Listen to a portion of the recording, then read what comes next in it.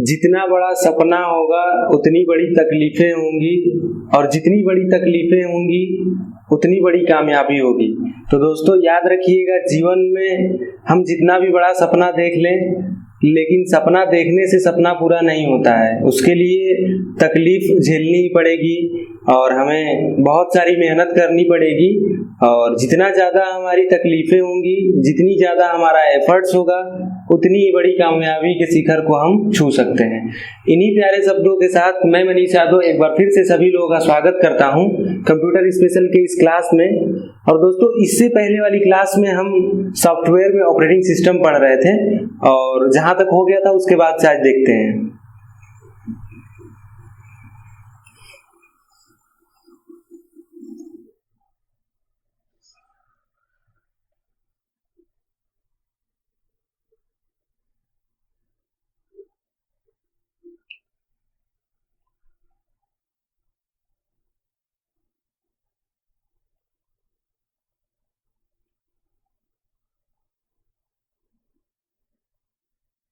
तो दोस्तों, हमें मल्टी प्रोसेसिंग से पढ़ना था।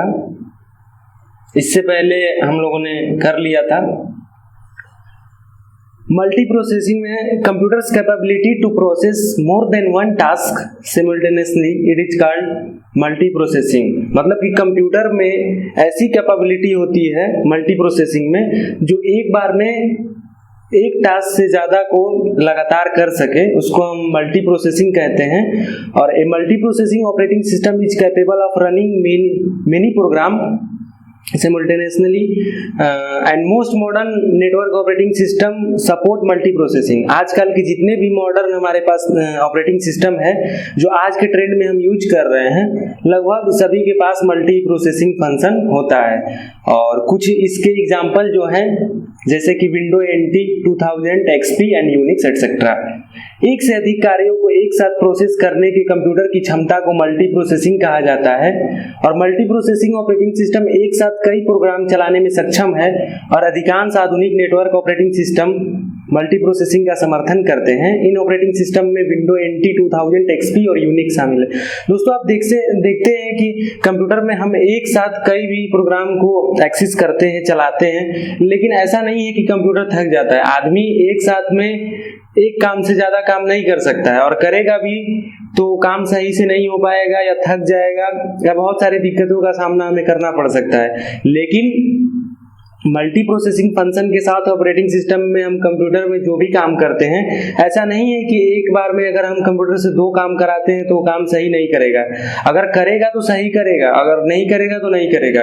जैसे कि कई बार हम फॉर्म फिल करते हैं, ऑनलाइन कुछ सर्व कर रहे हैं, कुछ सर्च कर रहे हैं, कोडिंग कर रहे हैं, साथ में म्यूजिक भी सुन रहे हैं, और जैसे कुछ प्रोसेस होने के लिए भी लगा दिए। कोई टास्क को हमने कुछ एडिट किया है, वीडियो एडिट कर दिए हैं, वो प्रोसेस हो रहा है। कहीं पे अगर अपलोडिंग करनी है, अपलोडिंग भी हो रही है। मतलब एक साथ में हम मल्टी काम को कर सकते हैं, और डिफरेंट टाइप के काम को हम एक साथ यहाँ पे इस टाइप के ऑपरेटिंग सिस्टम में कर सकते हैं।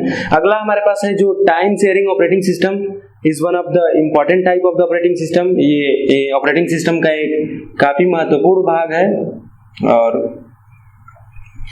Time sharing enables many people located at various terminals to use a particular computer system at the same time. Multitasking or time sharing system is a logical extension of multi-programming. Processor time is shared among multiple users simultaneously is termed as time sharing. The main difference between time sharing system and multi-program batch system is that in case of the multi-program batch system, the objective is to maximize processor use. Multi programme batch system के case में इसका जो उद्देश्य होता है processor को maximise करना, और टाइम शेयरिंग सिस्टम में जो ऑब्जेक्टिव होता है इसको मिनिमाइज करना, रेस्पॉन्स टाइम को मिनिमाइज करना। और multiple jobs are implemented by the CPU by switching between them, but the switches occur so frequently so the user can receive an immediate response. मतलब कि हम कई बार देखते हैं कि ऐसा नहीं है कि मतलब हम काम करते हैं कोई भी कंप्यूटर में, अगर किसी टास्क को हम अगर कट करते हैं और कोई नया टास्क ओपन करते हैं, जैसे हम एडोब फोटोशॉप पे काम कर रहे हैं और उसके बाद माइक्रोसॉफ्ट ऑफिस हम काम करने के लिए जब ओपन करते हैं तो ज्यादा से ज्यादा 1 से 1.5 सेकंड के अंदर में वो नया फाइल हमारे पास ओपन हो जाती है, नया सॉफ्टवेयर ओपन हो जाता है। या किसी फाइल को हम ओपन करते हैं तो वो भी आधा सेकेंड, 1 सेकेंड, 1.5 सेकेंड में जैसा आपका कंप्यूटर का प्रोसेसर हो वो हो जाता है। लेकिन उसके पीछे का जो वर्क होता है वो कैसे फाइल में जाता है, एक्सेस करता है, लाता है फाइल को, ओपन कराता है, रन कराता है, ये सब चीजें बहुत फास्ट वे में होती है जिससे यूजर को ऑन द स्पॉट रिस्पॉन्स मिलता है और हम समझ नहीं पाते हैं। लेकिन उसके पीछे का जो रीजन होता है और वर्क होता है बहुत ज्यादा होता है। उसको आप देखेंगे तो समझ में आएगा किस तरीके से कोई भी फाइल ओपन होती है, कोई भी फाइल वीडियो या कुछ भी प्ले होता है। जब डीप में पढ़ेंगे तो उसको हम देखेंगे किस तरीके से काम करता है। और if an user are present then each user can get a time quantum whenever the user submit the command the response time is in the few second। जैसा कि यहाँ पे बताया गया है कि जब यूजर कमांड करता है कि हमें ये ओपन कर दो, हमें ये काम करना है, तो कंप्यूटर महज कुछ ही सेकंड में वो काम को कर देता है या उस प्रोग्राम को ओपन कर देता है। ऐसा नहीं है कि वो 1 घंटा 2 घंटे का समय लेता है कि पिछला वर्क अभी मैं कर रहा था, मैं थक गया हूँ, बाद में करूंगा, शाम को करूंगा, अभी मन नहीं है, इस तरीके की कोई चीजें नहीं होती है। और an operating system uses CPU scheduling and multi-programming to provide each user with a small portion of a time. Computer system which were designed primarily as a batch system have been modified to time sharing system। इसको हम हिंदी में समझते हैं। Time sharing operating system एक महत्वपूर्ण प्रकार का operating system है। समय साझाकरण एक ही समय में एक विशेष कंप्यूटर प्रणाली का उपयोग करने के लिए विभिन्न टर्मिनलों पर स्थित कई लोगों को सक्षम बनाता है। मल्टीटास्किंग या time sharing system multi programming का तार्किक विस्तार है। प्रोसेसर का समय एक साथ कई उपयोगकर्ताओं के बीच साझा किया जाता है जिसे समय साझाकरण कहा जाता है। टाइम शेयरिंग सिस्टम और मल्टी प्रोग्राम बैच सिस्टम के बीच मुख्य अंतर यह है कि मल्टी प्रोग्राम बैच सिस्टम के मामले में उद्देश्य प्रोसेसर उपयोग को अधिकतम करता है, जबकि टाइम शेयरिंग सिस्टम में उद्देश्य प्रतिक्रिया समय को कम करता है और सीपीयू द्वारा उनके बीच स्विच करके कई कार्य कार्यान्वित किए जाते हैं। लेकिन स्विच बार बार होते हैं तो उपयोगकर्ता एक तत्काल प्रतिक्रिया प्राप्त कर सकता है। एक उदाहरण के लिए एक लेन देन प्रसंस्करण में प्रोसेसर प्रत्येक उपयोगकर्ता प्रोग्राम को एक छोटा फट या गणना की मात्रा में निष्पादित कराता है। अर्थात यदि उपयोगकर्ता मौजूद है तो प्रत्येक उपयोगकर्ता को एक समय मात्रा मिल सकती है। जब भी उपयोगकर्ता कमांड को सबमिट करता है तो प्रतिक्रिया समय कुछ सेकंड में होता है। एक ऑपरेटिंग सिस्टम एक समय के छोटे हिस्से के साथ प्रत्येक उपयोगकर्ता को प्रदान करने के लिए सीपीयू शेड्यूलिंग और मल्टी प्रोसेसिंग का उपयोग करता है। कंप्यूटर सिस्टम जो मुख्य रूप से बैच सिस्टम के रूप में डिजाइन किए गए थे, उन्हें समय साझाकरण प्रणाली में संशोधित किया गया है। अगला हमारे पास जो ऑपरेटिंग सिस्टम है वो है हमारे पास रियल टाइम ऑपरेटिंग सिस्टम। और real time operating system is an operating system intended to serve real time application that process data as it comes in, typically without buffer delay. Processing time requirement including any OS delay, यहाँ पे OS का मतलब operating system है, और are measured in 10th of the second or shorter increment of the time. A real time system is a time bound system which has well defined fixed time constraints. Processing must be done within the defined constraint or the system will fail. They either are event driven or time sharing. Event driven system switch between tasks based on their priorities, which time sharing system switch the task based on the clock interrupts. Most RTOs use a preemptive schedule algorithms। मतलब कि एक real time operating system एक operating system है जिसका उद्देश्य वास्तविक समय के अनुप्रयोगों की सेवा करना है जो डेटा को प्रोसेस करता है। जैसे कि आमतौर पर बफर देरी के बिना होता है। प्रसंस्करण समय की आवश्यकता है किसी भी ओएस द्वारा देरी सहित सेकंड के 10वें या कम वेतन वृद्धि में मापा जाता है। एक वास्तविक समय प्रणाली एक समयबद्ध प्रणाली है जिसमें अच्छी तरह से परिभाषित निश्चित समय की कमी होती है।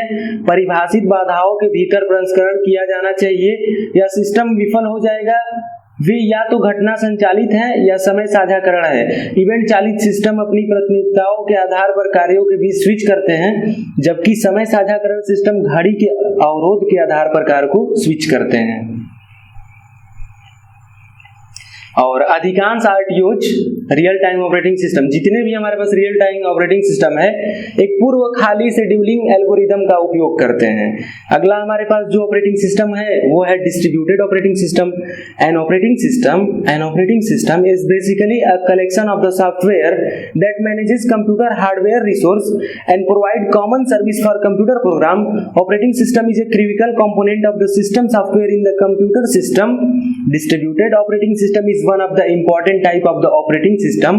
Multiple central processor are used by the distributed system to serve multiple real-time application and multiple users. Accordingly, data processing job are distributed among the processor, and processor communicate with each other through various communications lines like high-speed buses or the telephone lines.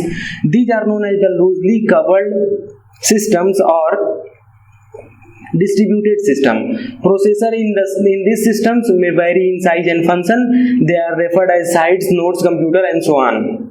मतलब कि एक operating system मूल रूप से software का एक संग्रह है जो कंप्यूटर हार्डवेयर संसाधनों का प्रबंधन करता है और कंप्यूटर प्रोग्राम के लिए सामान्य सेवाएं प्रदान करता है। ऑपरेटिंग सिस्टम कंप्यूटर सिस्टम में सिस्टम सॉफ्टवेयर का एक महत्वपूर्ण घटक है। वितरित ऑपरेटिंग सिस्टम के महत्वपूर्ण प्रकारों में से एक है। कई केंद्रीय प्रोसेसर कई वास्तविक समय अनुप्रयोगों और कई उपयोगकर्ताओं की सेवा करने के लिए वितरित सिस्टम द्वारा उपयोग किए जाते हैं। तदनुसार डाटा प्रोसेसिंग नौकरियां प्रोसेसर के बीच वितरित की जाती है। विभिन्न संचार लाइन जैसे हाई स्पीड बसों या टेलीफोन लाइन के माध्यम से प्रोसेसर एक दूसरे के साथ संवाद करते हैं। इन्हें स्थिर युग्मित प्रणाली या वितरित प्रणाली के रूप में जाना जाता है। इस प्रणाली के प्रोसेसर आकार और कार्य में भी भिन्न हो सकते हैं।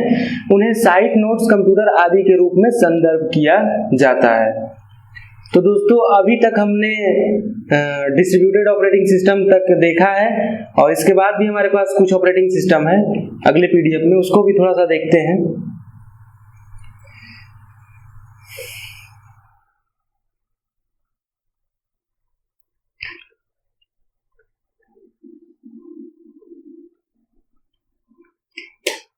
अगला हमारे पास जो ऑपरेटिंग सिस्टम है वो है network operating system. Network operating system run on a server, ये सर्वर पे रन करता है। It provide the capability to serve to manage data, user group, security, application and other networking function. मतलब कि networking operating system एक server पर चलता है। यह डेटा उपयोगकर्ता को प्रबंधित करने के लिए सेवा करने की क्षमता प्रदान करता है। समूह सुरक्षा, अनुप्रयोग और अन्य नेटवर्किंग कार्य भी करता है। जैसा कि आप देख सकते हैं कि ये कुछ इस तरीके का होता है सिस्टम। ये ढेर सारे नेटवर्क जुड़े हुए हैं, टर्मिनल जुड़े हुए हैं। यहाँ पे एक मेन टर्मिनल है, एडमिन टर्मिनल, जहां से हमारा सब कुछ मैटर हैंडल होता है। जैसे कि आप देखते होंगे कि कंप्यूटर में इंटरनेट की जब डिफिनेशन की बात आती है तो सबसे पहला लाइन, अगर एक लाइन में लोग को कहना होता है तो कहते हैं लोग कि internet is a collection of नेटवर्कों का नेटवर्क है या कलेक्शन ऑफ वेब पेज, इस तरीके से लोग कहते हैं। लेकिन यहाँ पे बात ये आती है कि हम जो भी डाटा को कंप्यूटर में सर्च इंजन से सर्च करते हैं तो कहीं ना कहीं वो किसी सर्वर पे होता है, कहीं ना कहीं किसी न किसी वो सर्वर पे होता है। हम सर्च करते हैं और वो जाता है डाटा को किसी सर्वर से उठा करके हमें दिखाता है। यहाँ पे बहुत सारे सर्वर जैसे कि क्लाइंट सर्वर हो गए और आगे हम सर्वर के बारे में पढ़ेंगे कि किस किस टाइप का सर्वर होता है और ये किस तरीके से काम करता है।